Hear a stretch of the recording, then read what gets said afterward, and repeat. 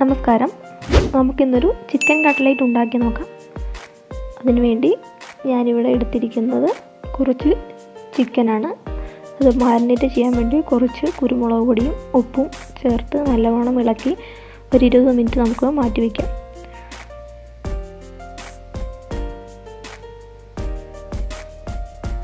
Minute കഴിഞ്ഞ് ഞാനത് നല്ലവണ്ണം വേവിച്ച് വെച്ചിട്ടുണ്ട്.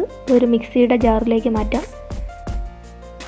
നമുക്ക് നല്ലവണ്ണം ഇതൊന്ന് അരച്ചെടുക്കാം.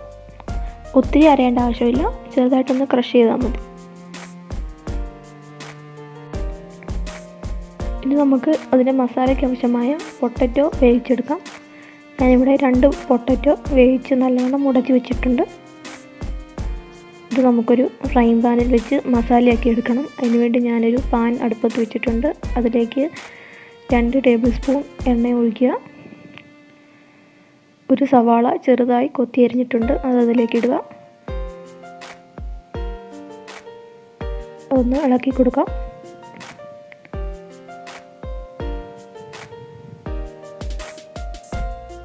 ഇത് ഒത്തിരി വഴറ്റേണ്ട ആവശ്യമില്ല, ജസ്റ്റ് ഒന്ന് വഴറ്റാൽ മതി. നമുക്ക് ഇതിലേക്ക് കുറച്ച് ഇഞ്ചി വെളുത്തുള്ളി പേസ്റ്റ് ചേർക്കാം. ഇത് നല്ലവണ്ണം മൂപ്പിച്ചെടുക്കണം. ഇനി ഇതിലേക്കൊരു പച്ചമുളക് അരിഞ്ഞത് ചേർക്കാം. ഇത് മൂന്നും കൂടി നല്ലവണ്ണം ഇളക്കുക.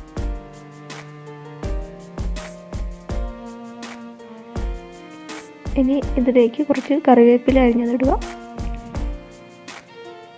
എല്ലാം കൂടി നമുക്ക് നല്ലവണ്ണം ഒന്ന് മൂപ്പിച്ചെടുക്കാം.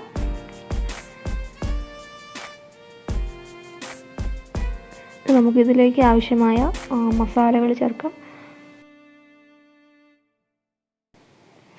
ഇതിലേക്ക് നമുക്ക് 1/4 ടീസ്പൂൺ മഞ്ഞൾപ്പൊടി ചേർക്കാം. ഒരു 1/2 ടീസ്പൂൺ മുളക് പൊടി. നല്ലവണ്ണം നമുക്കൊന്ന് ഇളക്കി കൊടുക്കാം. ഇനി ഇതിലേക്ക് ഒരു 1/4 ടീസ്പൂൺ ചിക്കൻ മസാലയും 1/4 ടീസ്പൂൺ ഗരം മസാലയും ആഡ് ചെയ്യാം. ഇത് നല്ലവണ്ണം നമുക്ക് മൂപ്പിച്ചെടുക്കണം. അതിൻ്റെ കുത്തൽ മറന്നത് വരെ പൊടികൾ മൂപ്പിച്ചെടുക്കണം. ചിക്കൻ കട്ട്ലേറ്റ് നല്ല ടേസ്റ്റി ആയിട്ടുള്ളൊരു ഈവനിങ് സ്നാക്സാണ്. നമുക്കിത് ബേക്കറിയിൽ കിട്ടുന്ന അതേ രുചിയിൽ തന്നെ വീട്ടിൽ നമുക്ക് തയ്യാറാക്കി എടുക്കാൻ പറ്റും. പെട്ടെന്ന് ഈസി ആയിട്ട് ചെയ്യാൻ പറ്റുന്ന ഒരു സ്നാക്സാണിത്. ഇത് നമുക്ക് ഇതിലേക്ക് ക്രഷ് ചെയ്ത് വെച്ചേക്കുന്ന ചിക്കൻ ആഡ് ചെയ്ത് കൊടുക്കാം.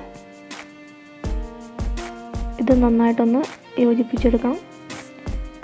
മസാലയൊക്കെ ചിക്കനിൽ പിടിക്കണം. കുറച്ച് ഉപ്പ് ആഡ് ചെയ്യാം നമുക്ക്. ഇതെല്ലാം കൂടി നല്ലവണ്ണം ഇളക്കി കൊടുക്കാം. ഇനി നമുക്ക് വേവിച്ച് വെച്ച പൊട്ടറ്റോ ആഡ് ചെയ്യാം. ഈ മസാല നല്ലപോലെ ആവിയിൽ വേവിച്ചെടുക്കണം. എല്ലാം നല്ലപോലെ മസാലയെല്ലാം പൊട്ടറ്റോയിൽ പിടിക്കണം. അങ്ങനെ നമ്മൾ ടേസ്റ്റി ആയിട്ടുള്ള മസാല ഇവിടെ റെഡി ആയിട്ടുണ്ട്. ഇനി നമുക്ക് കട്ട്ലേറ്റ് ഉണ്ടാക്കാൻ തുടങ്ങാം. ഇനി നമുക്ക് മസാല കട്ട്ലേറ്റിൻ്റെ ഷേപ്പിൽ ഉരുട്ടിയെടുക്കാം. അതിനുവേണ്ടി ഞാൻ കുറച്ച് ബ്രെഡ് ക്രംസ് ഇവിടെ എടുത്തിട്ടുണ്ട്. അതുപോലെ ഒരു മുട്ട ഉടച്ച് വെച്ചിട്ടുണ്ട്. മസാലയിൽ നിന്ന് കുറച്ച് ചെറിയൊരു ബോളാക്കി ഉരുട്ടിയെടുത്ത് നമുക്ക് ഇഷ്ടമുള്ള ആകൃതിയിൽ അത് പ്രസ് ചെയ്തെടുക്കാം. ഞാനിവിടെ ഓവൽ ഷേപ്പിലാണ് പ്രസ് ചെയ്തെടുത്തിരിക്കുന്നത്. നമുക്കിത് മുട്ടയ്ക്കകത്ത് മുക്കാം. എന്നിട്ട് ബ്രെഡ് ക്രംസിൽ മുക്കി മാറ്റി വയ്ക്കാം. ഇപ്പം മസാലയ്ക്ക് ഇച്ചിരി നനവ് കൂടുതലാണെങ്കിൽ നമുക്ക് കുറച്ച് ബ്രെഡ് ക്രംസ് ആഡ് ചെയ്ത് നല്ല കട്ടിയിലാക്കാം. വേണമെങ്കിൽ ചെയ്താൽ മതി. ഇങ്ങനെ നമുക്ക് ഓരോ കട്ട്ലേറ്റ് തയ്യാറാക്കി വെക്കാം.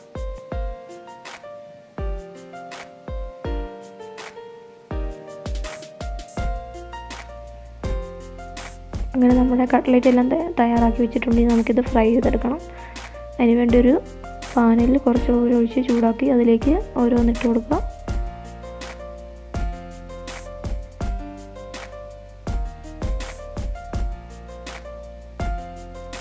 ലോ ഫ്ലെയിമിലായിരിക്കണം തീ, അല്ലെങ്കിൽ ബ്രെഡ് ക്രംസ് കരിഞ്ഞു പോകും. എന്നിട്ട് തിരിച്ചും മറിച്ചിട്ടത് ഫ്രൈ ചെയ്തെടുക്കുക. അങ്ങനെ നമ്മുടെ കട്ട്ലേറ്റ് ഇവിടെ റെഡി ആയിട്ടുണ്ട്. നമുക്കിനി കോരി മാറ്റാം. നമ്മുടെ ടേസ്റ്റി ആയിട്ടുള്ള ചിക്കൻ കട്ട്ലറ്റ് ഇവിടെ റെഡി ആയിട്ടുണ്ട്. Thanks for